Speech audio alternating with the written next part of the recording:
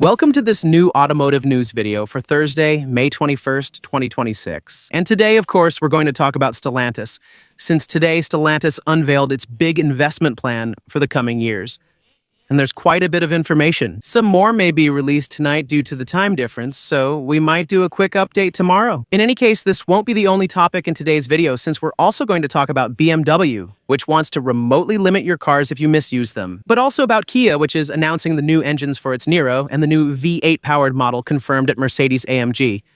I hope these topics will interest you as much as they interest me. If you enjoyed this video, feel free to show it on my channel for free by leaving a like, subscribing for future videos, boosting this one, and leaving a comment where you share your opinion about today's news and Stellantis' strategy. Do you think it's going to work? And indeed, this will be the main topic of today's video. Right now, there's a lot of talk about Stellantis, and it will probably continue since Stellantis is currently announcing its investment plan. Basically, they're explaining to their investors how they're going to use their money to turn the Stellantis group around and make money and improve margins. There are quite a few things being announced, and I'm going to list them for you now. Some of them concern Europe more, and others are more about the American market. This new strategic plan is called Fast Lane 2030, an American-style play on words, since fast lane literally means the fast lane, but also in this word, the four letters STL appear in a row, which is a reference to the name of the chassis and platforms at Stellantis.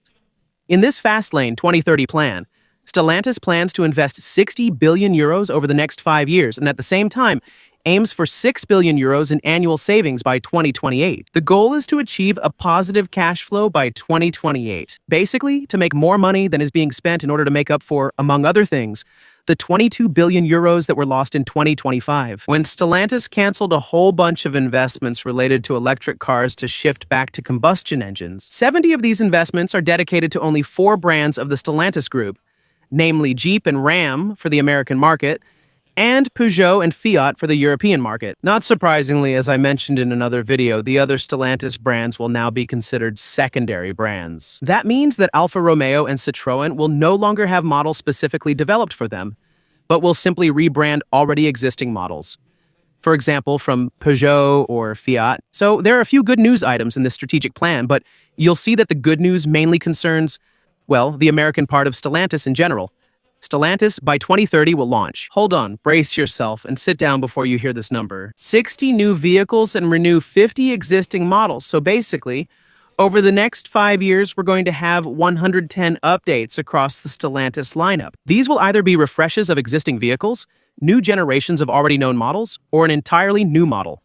And we know that normally there will be at least 11 of them. Stellantis estimates that their revenue will grow by 20 to 25% by 2030, and that sales will increase by 35%. That their margin will be between 8 and 10%, and that their factories will be running at least 80% of their capacity.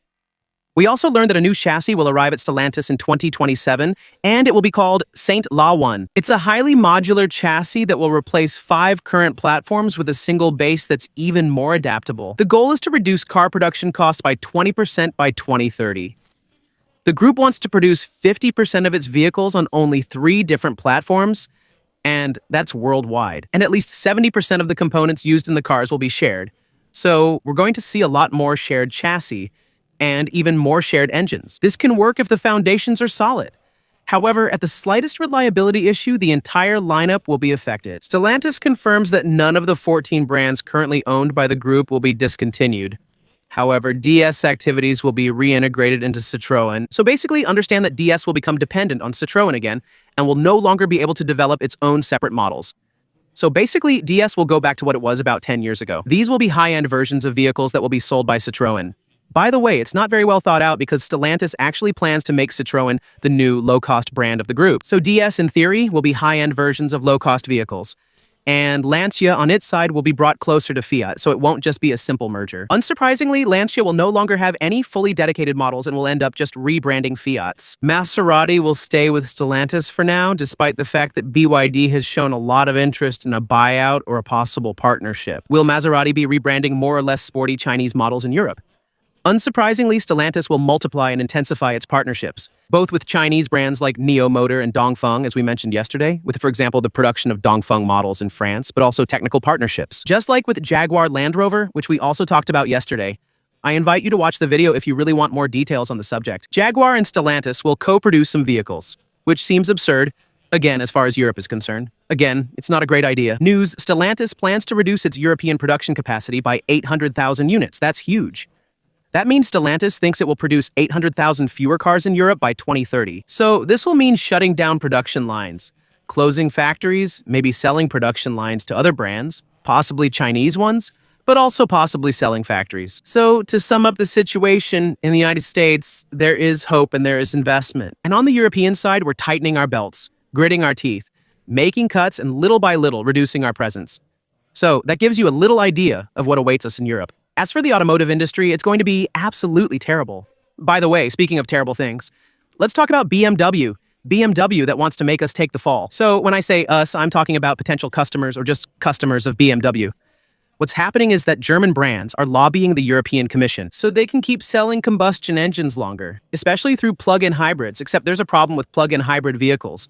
Depending on how they're used, they can be either very environmentally friendly or extremely polluting. If you follow the plug-in hybrid concept, charging daily at home, driving mostly in electric mode, and using the combustion engine only when needed. On weekends or when you go on vacation for long trips, that's great. It's probably one of the best types of vehicles right now. On the other hand, if you don't charge it often, well, you end up with a vehicle that's extremely heavy and puts extra strain on its combustion engine. With fuel consumption and CO2 emissions skyrocketing, it all depends on how these vehicles are used. And the European Commission plans, with the upcoming Euro 7 standard, to change the way CO2 emissions from plug-in hybrids are calculated. Until now, the estimated share of their fully electric driving was quite high, except that they realized it didn't really reflect reality. With the new calculation system, they showed higher consumption and higher CO2 figures. And that really scares the German brands, which have heavily invested in plug-in hybrids. So, to try to find a compromise with the European Commission, BMW more or less wants to negotiate for the calculation system to stay the same as it is now. And in exchange, they propose to remotely limit the cars of customers who simply don't recharge their vehicle enough and don't use it as often as expected. When designing the fully electric model, this system would be based on data collected by the OBFCM system.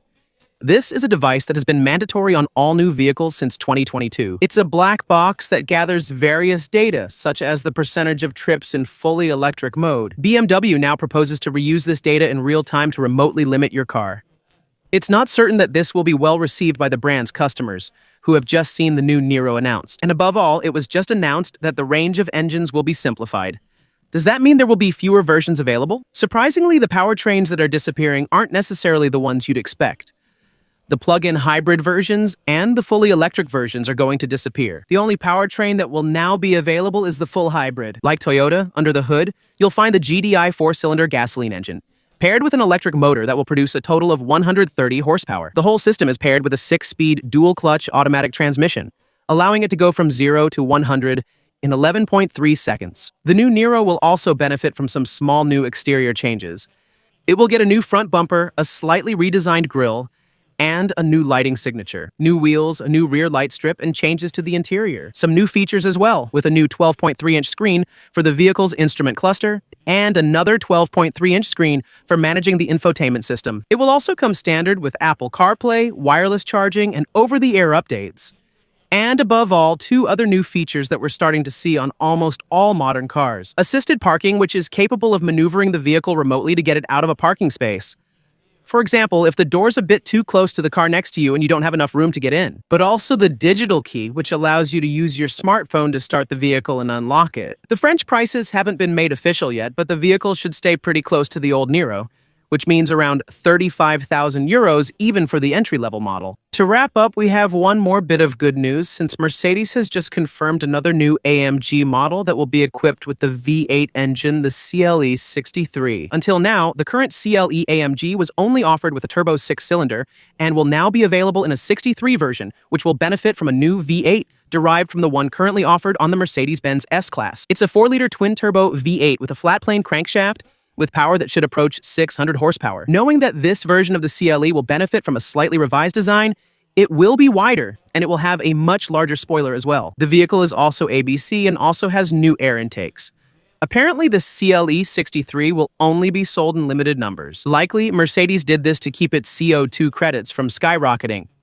Since it's a limited edition, the price may hit several €100,000. That's the news for this Thursday. I hope you enjoyed the video. That's the case, so let's show it by leaving a like, subscribing, and becoming a supporter through the join button below. I'll see you again tomorrow. Take care. Thank you for watching this video. Ciao.